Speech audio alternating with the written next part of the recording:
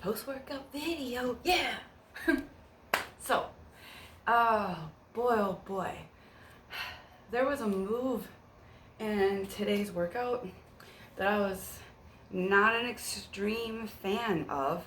And mind you, there's 3 blocks, and there was 3 moves per set, 3 sets per block. Lots of 3s. Anyways, so I only had to do that move 3 times, and it wasn't even right in a row because it was split up. You know, you had to do a move, rest, move, rest, move, rest, move on. So after the first time of doing it, I was like, damn, gotta do that 2 more times. And I was in a different move, and I realized that I was actually already dwelling on the move that was coming that I didn't find extremely enjoyable. Mostly it was just because I wanted to make sure that I was keeping my core and my back good, because I get a lot of lower back, I have lordosis, sway back, and I get a lot of lower back pains, and I've been working, with core strength, overall core strength gains, that gets better and better, as well as posture. Anyways, and I realized, wow, I am not really focusing on what I'm doing right this moment.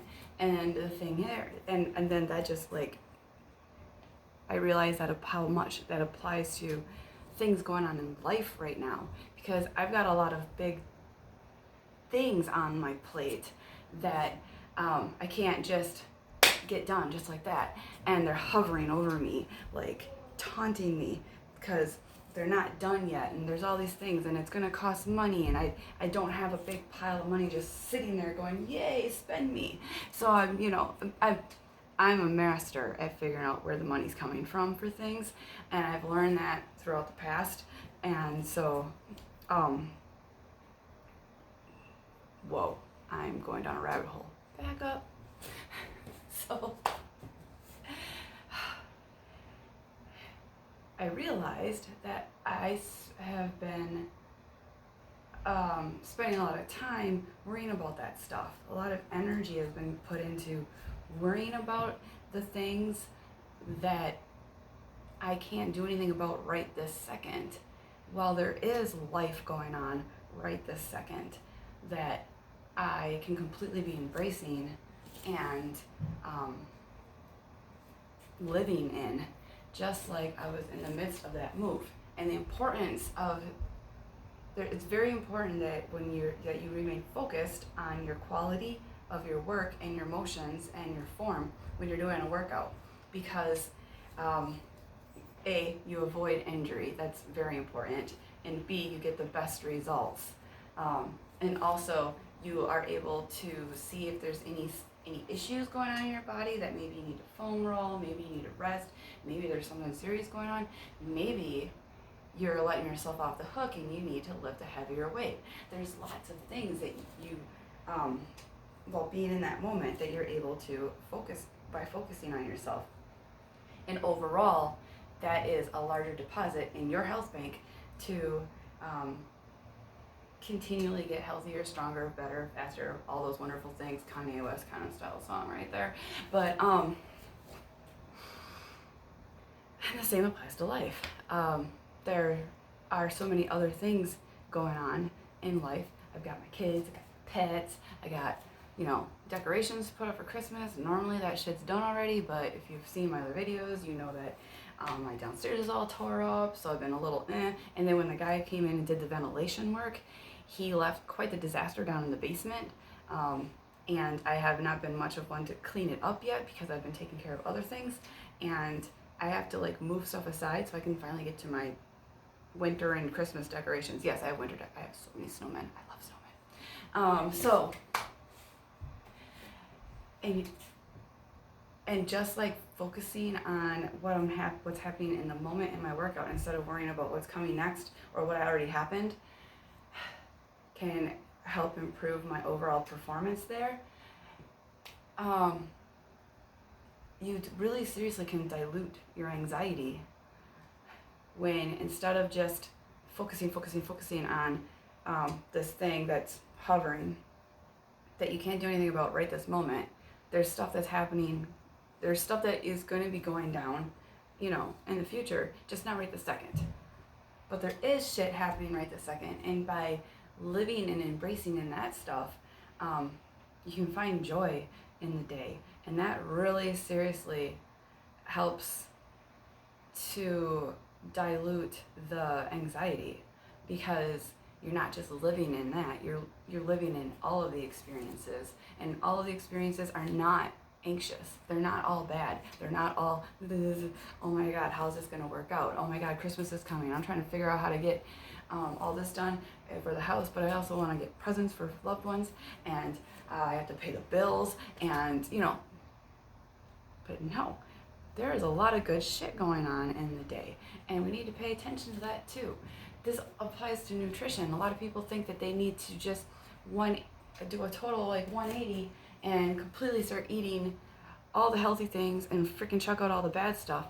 And no, like I started with drinking a lot of I started drinking Shakeology every day, and my taste buds just gradually started to have an affinity for healthier foods. And I started to naturally crowd out the shittier foods without having to force it, and without feeling like I was sacrificing anything in my life, without being anxious about it, because I was focusing on the good stuff and what I was gaining, and the things that I liked, and was just gradually making those lifestyle changes. These all are so interconnected. It's ridiculously crazy fun how interconnected that stuff is. So that's my lesson today.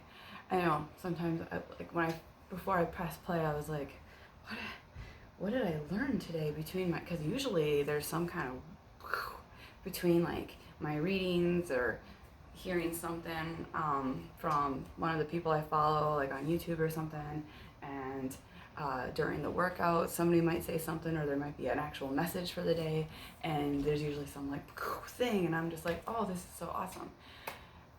But today, that was kind of in the background of it all, but there was just that epiphany of realizing, appreciating where I'm at. I know my trainer, he had said, because some people like maybe need to go down in weight, maybe because we're in stage 3 now. There's 3 full stages, and then there's 1 final stage that's a week. But we're in the 3rd stage, which is because they gradually amp up in their intensity. And he's like, if you ain't ready for stage 3, that's not a problem. Go back and do stage 2. Do it as many times as you need to. Do stage 1 and 2. You do you. Do you. Because that's, well, for one, it's the only thing you really can do. You can't make anybody else do anything, but you can definitely have control over what you decide to do. But it's very important to pay attention to, you know, where you're at and what your needs are at the moment, and being sure that you're being kind to yourself, because even the bad stuff has its good things to it.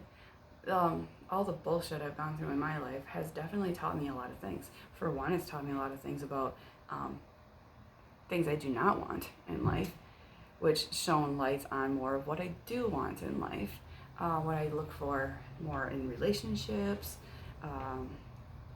for career. You know, it's like I'm waking up and growing up now in my 40s. It's crazy. So thank you for listening, and share below, message, whatever, any thoughts you have, anything that you'd like to hear. I am rolling into my 3-day work weekend at the JOB, so I am missing in action those days. Monday is my recover day. I typically do a lot of rest, relaxation type, you know, recoup. It's a lot of self-care type stuff, you know. I like to get my house cleaned up a little bit. I know some people are like, that's not self-care, that's not rest. But for me,